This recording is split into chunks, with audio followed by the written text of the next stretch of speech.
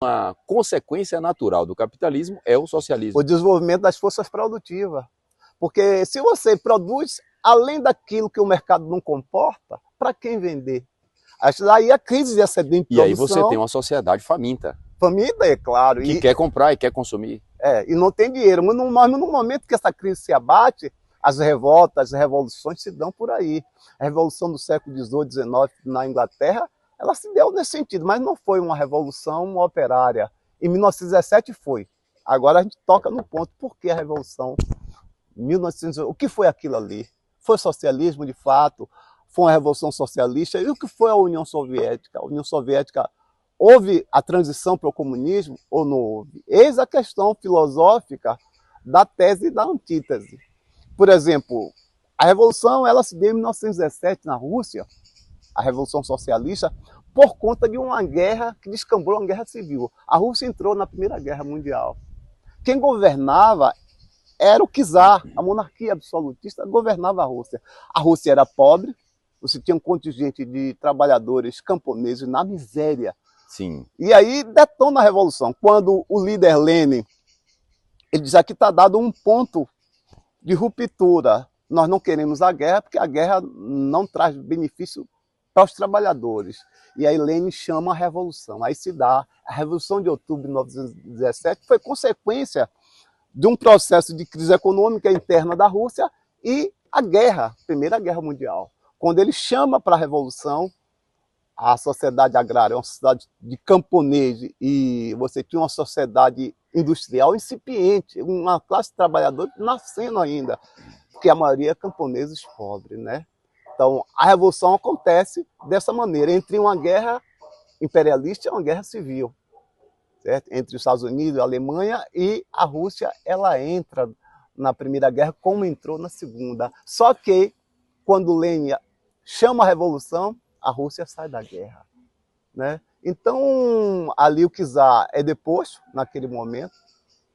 E quais foram as formas de organização do partido leninista, bolchevique? Porque tinha a ala dos trabalhadores que defendia a reforma no capitalismo, levar adiante o desenvolvimento da Rússia capitalista, não mais agrária. Mas os bolcheviques defendiam a revolução socialista naquele momento. Mas tem um ponto aí.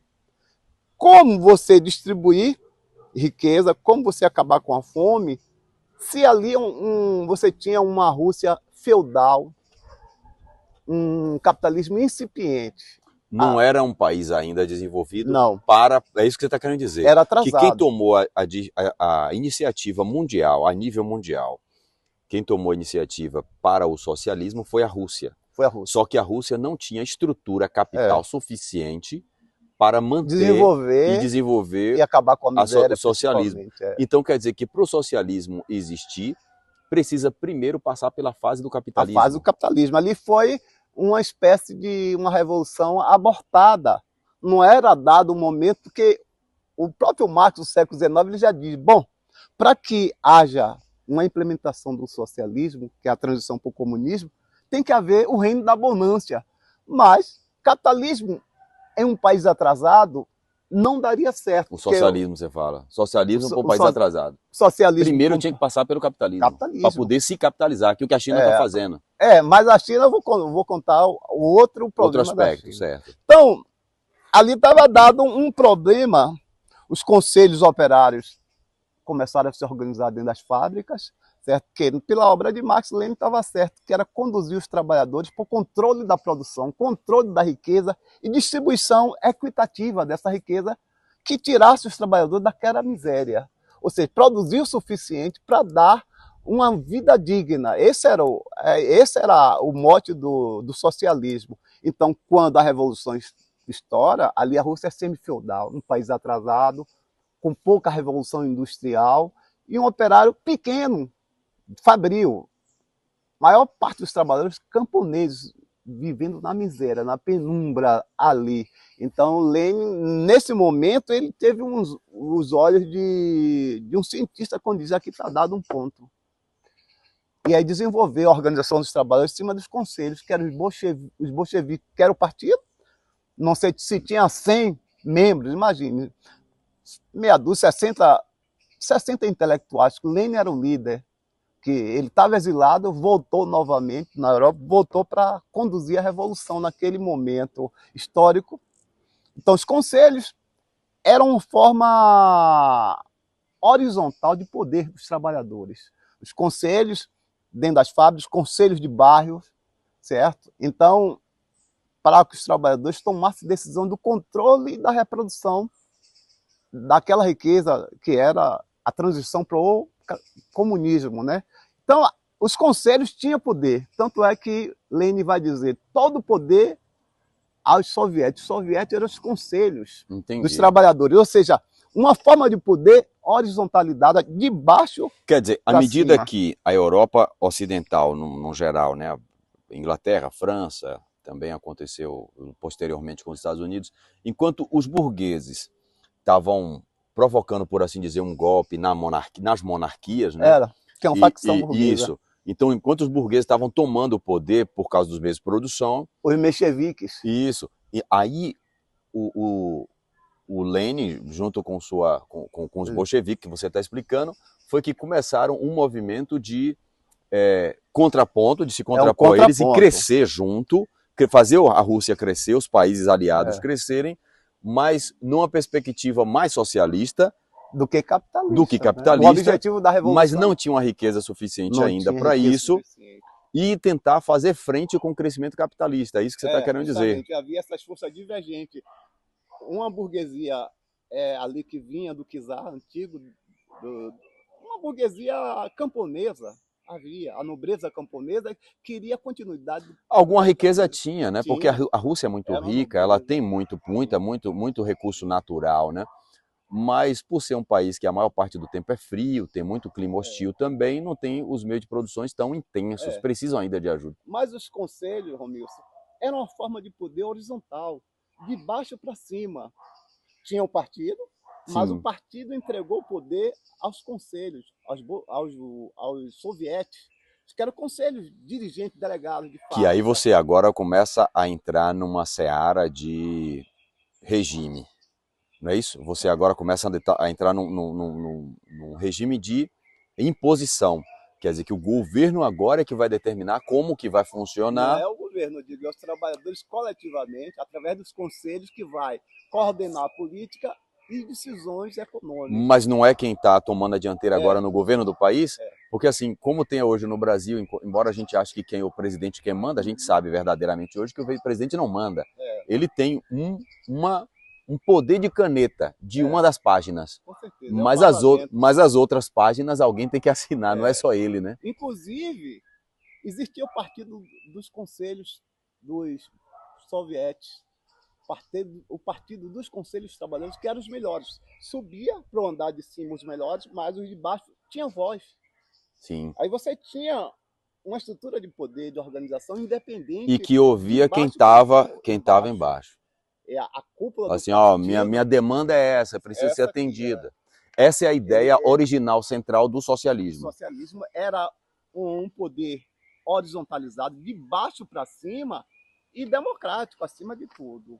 Agora, os soviéticos participavam do parlamento, mas dedurava a corrupção, o desmando, o czar antigo. Eles iam e jogavam para o povo aqui o que eles estão fazendo lá, o que é que eles querem. Então, aos poucos, os conselhos, ele toma forma de poder, conselhos operários, ou seja, de baixo para cima você tem o partido, você tem a instância menor, que é o conselho fabril, e no meio você tem uma estrutura intermediária, que é a estrutura do soberano poder do conselho, que eram os melhores dos conselhos reunidos numa cúpula. Eu quero aproveitar essa deixa para poder fazer duas observações e saber sua opinião sobre isso, né? Pelo que você está me falando aí. Naturalmente, esse movimento, ele é como qualquer outro movimento na história da humanidade, ele começa sempre com as melhores intenções, para poder beneficiar o povo. Claro que os russos estavam procurando beneficiar primeiro os seus, como o ser humano naturalmente pensa, né? Primeiro vou arrumar minha casa, para depois arrumar a vizinhança, para depois arrumar a cidade, para depois arrumar o estado. Ali no período da Revolução, se tratava de um processo coletivo de uma sociedade igualitária. Então, era a intenção deles. A intenção era aquela coisa, a intenção é boa, mas no meio do caminho sempre tem alguém ou um grupo que se desvirtua, não é isso? Aí, antes de você avançar para esse ponto, trazendo um pouco aqui para a questão do Brasil, é claro que a gente não vai se aprofundar nisso agora, mas lembra que a gente falou aqui sobre partir para o socialismo sem antes ter o capital, não é isso? Que aí é condenação para o fracasso, não é isso? O Brasil, ele já existe, Ramiro, todas as condições que Marx assinalava no século XIX, onde o desenvolvimento das forças produtivas. Olha a Friboi, olha as grandes exportadoras de carne. O excedente de produção dá mais de 70% da produção de carne e grãos é para exportação. Quer dizer, o mercado interno não é suprido porque o agronegócio visa o exterior. É o capitalismo, a demanda externa e não a demanda interna. Certo? Então, antes de chegar nessa questão do ponto de ruptura da Revolução, é o seguinte, mas no intermédio, até 1924, a Revolução existiu. Lenin, que era o líder bolchevique do Partido da Revolução, esse líder de vanguarda, ele morre. Ele fica doente. Até 1927 ele vai morrer. E quem vai assumir a direção do partido é o Stalin. Aí que já tem uma perspectiva diferente. Capitalista. Ele é um reformista. Ele não tinha intenção de dar continuidade à Revolução. Antes, Lenin, ele assinala a NEP, que é a nova política econômica, uma forma de acelerar a produção de alimentos, uma forma de acelerar a agricultura para primeiro matar a fome. Que aí você tem um crescimento rápido mas desestruturado. Não desestruturado, porque a NEP, a nova política econômica, era período de transição para o socialismo. O socialismo ele não chegou na sua transição para o comunismo, que a fase de transição é o socialismo. Então, acelerar para chegar à fase do socialismo, que era a fase de transição para o comunismo. Então, a NEP, a nova política econômica implementada por Lenin, era primeiro um desenvolvimento agrário. Distribuir, coletivizar. Sim, a indústria, né? A indústria e a produção de alimentos, principalmente. Então ele tem uma visão mais capitalista do que Lenin. Não. O Stalin. A visão de Stalin era mais capitalista. Vou chegar lá.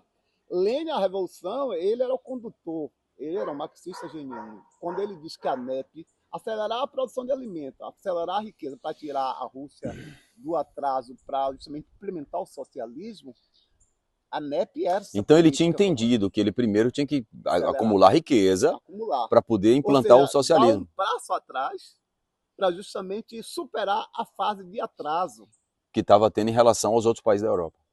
O atraso desse período que até o da Europa período industrial. Quase pré-industrial. Só a Inglaterra já era uma sociedade industrial naquele período. Era quem liderava. A Alemanha também já era, mas só que a Rússia era um estado semi-feudal naquele período. E olha, quando Lenin disse a NEP, vamos acelerar, dar um passo atrás para a gente poder desenvolver as ferramentas para a implantação do socialismo. Como Marx dizia, o socialismo só vingaria com o reino da bonança, com a fartura. Como é que você vai implementar? A sociedade russa já vinha de uma miséria camponesa. Como é que você vai implementar um socialismo com mais miséria? Não. O objetivo é acelerar o processo de produção, principalmente